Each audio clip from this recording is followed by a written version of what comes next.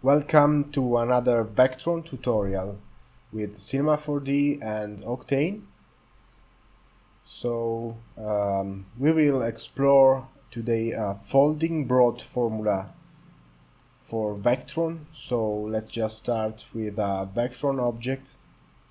This is the default sphere. You can see the code that defines Vectron sphere here. We don't need that, so just delete, and you have to load our folding brot formula. So double click and select the code, copy and paste in the Vectron script, hit compile, reset and compile, and reload Octane. And as you can see, we already have our formula running. Everything is set to default.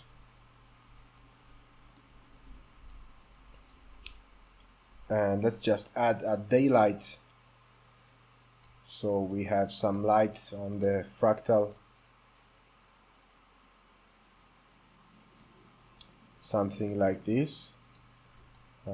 This is a really organic formula, but after all, it's just a 3D version of the Mandelbrot set. If you are familiar with fractals, you know the Mandelbrot set. You can actually see that by changing the bounds. So if you set the bounds to 10, you can see the Mandelbrot set.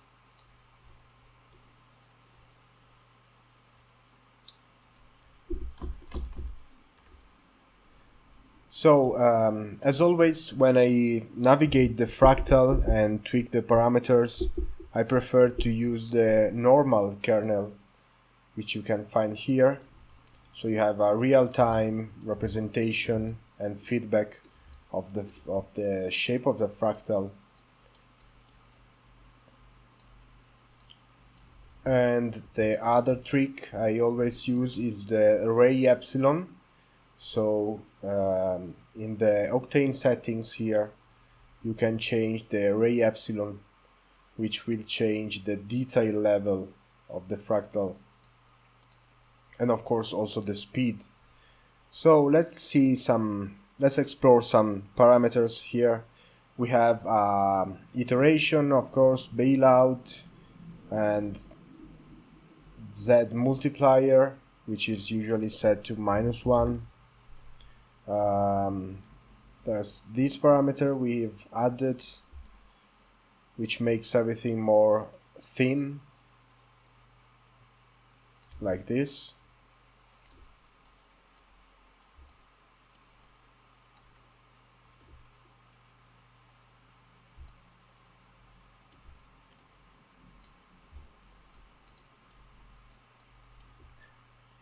Let's reset that to 1, or it was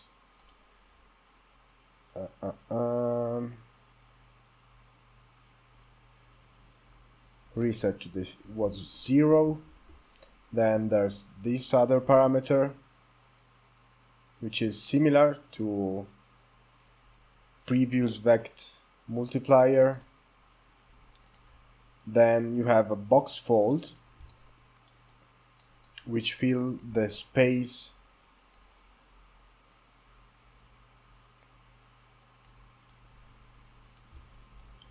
you can already see we have an interesting fractal here. So let's just render that with the daylight kernel. This looks like a flower.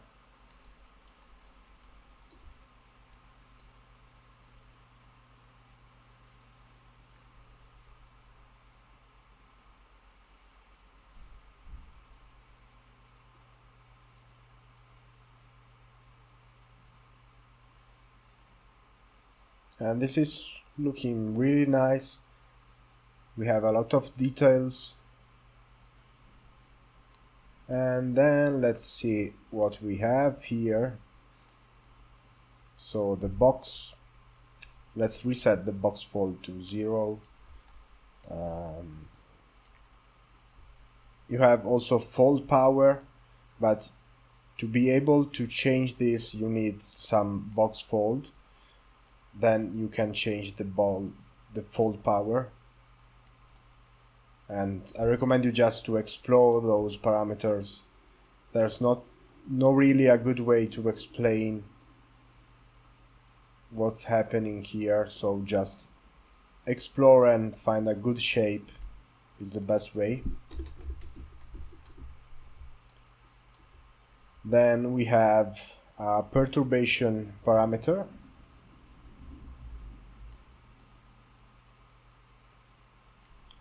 And the most cool thing here are the angles. So you can make a loop with those angles. So this frame is the same as this one. And you have many different angles. And things go really wild when you play with the angles.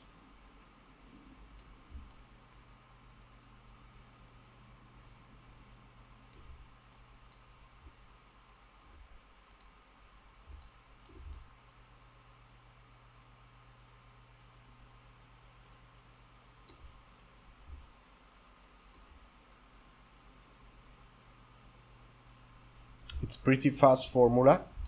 You can almost have a real-time feedback with no materials.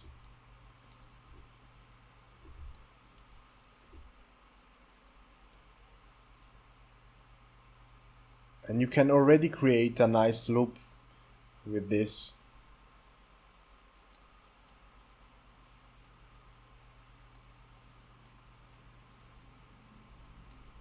Looks really organic. Let's reset all the angles to 0. So we are back with our brot shape. Then we've added a Julia mode. So if you enable this, you will see just a sphere, but actually this is not a sphere. If you change the Julia parameters here, like this,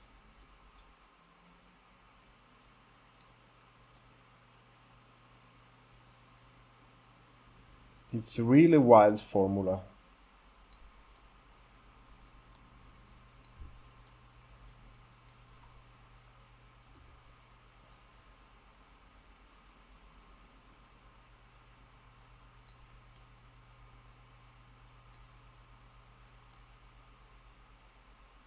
And also, if you are familiar with the fractals in 2D, you will see that this is a Julia pattern, always from the brot set. Another cool thing about this formula is that if you set the fold to 1, the box fold to 1, and let's rotate this fractal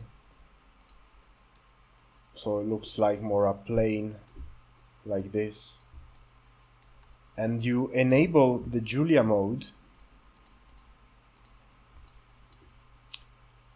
reset that to 0, enable the Julia mode, everything will be really organized, and you can still play with the angles. Oh, not those angles, but these.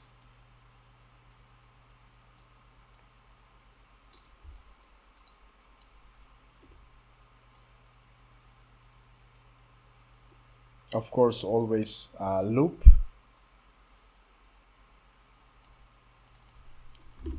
Also, these kind of angles will work. You can change the fold power, or even more box fold here.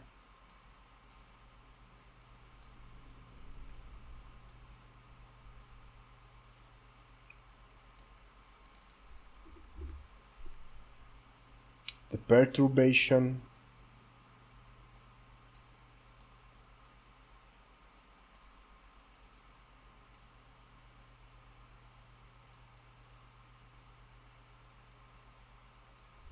It's a really cool formula. Then if you want to extend the domain of this formula, you can just change the bounds and increase that to, so you don't have any cut here,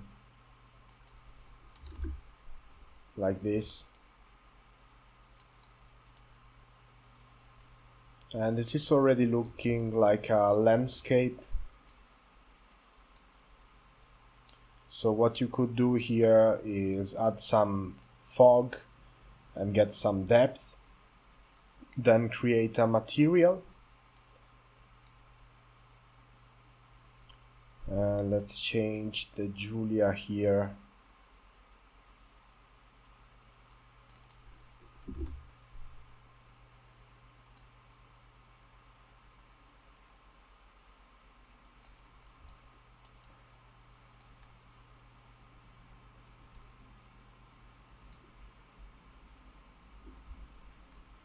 And if you want, you can go even closer to the fractal.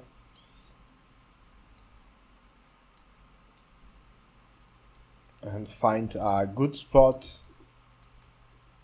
I usually render things in a squared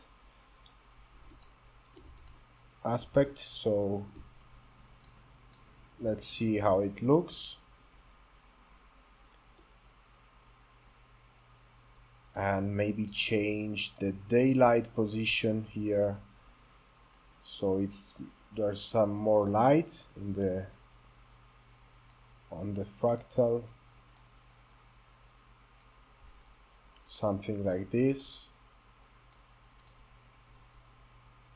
And daylight is really fast kernel, but path tracing is more accurate and simply will look better, even if it will be slower.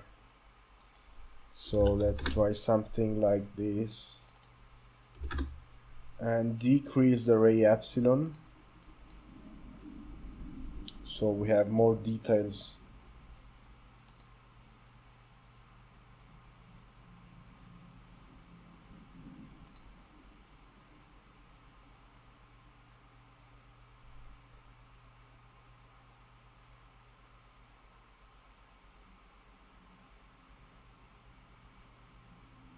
So another thing I usually do is create a transmission material, so Octane material, and just a diffuse will work well. Go to the transmission and set that to a bright color, like an orange.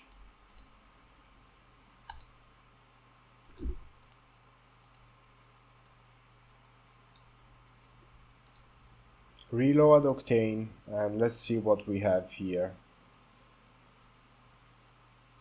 Maybe more in the center, so we have a subject for the comp, like this.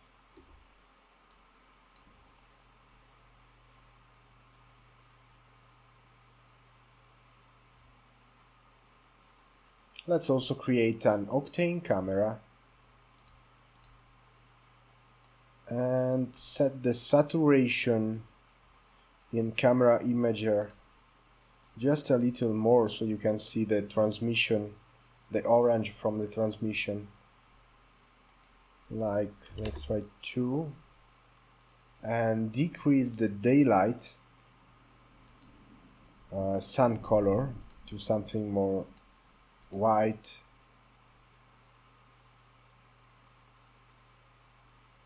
and also the blue, the sky color. Okay, this is looking good. And let's add some depth of field, so we will have just some areas in focus. And this is under Octane camera object, no sorry, Octane camera tag and depth of field. You can disable the autofocus and set the aperture to something like 10.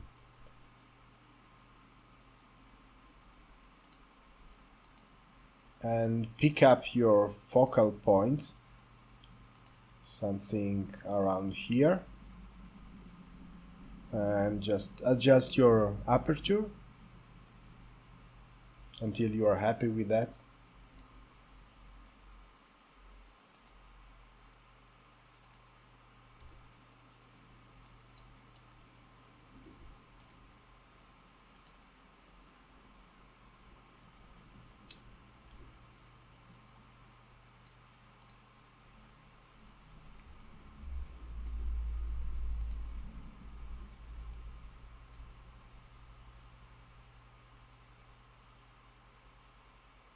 Then I see that we have some clipping on the white, so maybe we can decrease the daylight power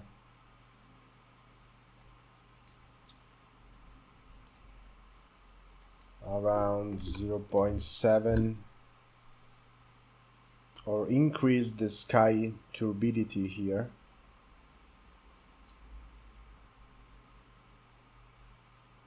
Perfect.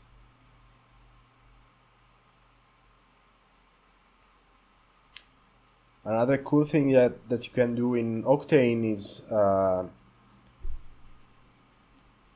enable the denoiser.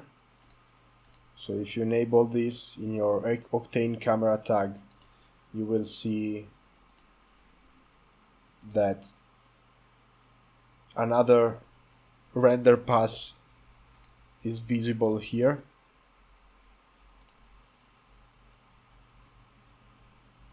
And when you finish the render, 6 minutes is too much, so when you finish the render, it will denoise the image. So let's set that to a lower number, and you can change the response, something like that.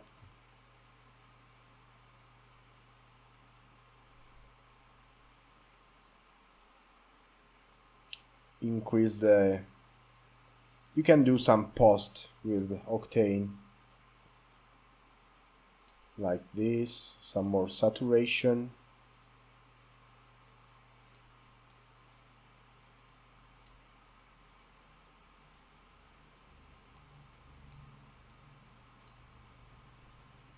Add some glow.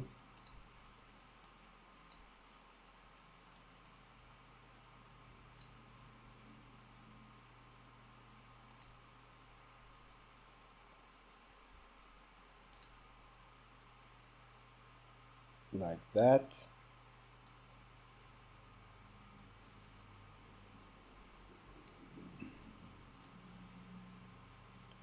And then now the render is finished, and if you switch to the D main pass, you will see a denoised render. And this is already looking good. Of course, 1 minute is not enough for a good quality render, but you get the idea about how to make a very quick and dirty looking good render.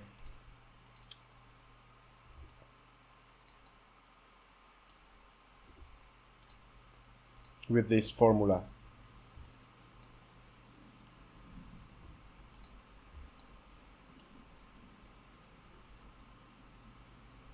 Maybe something like that.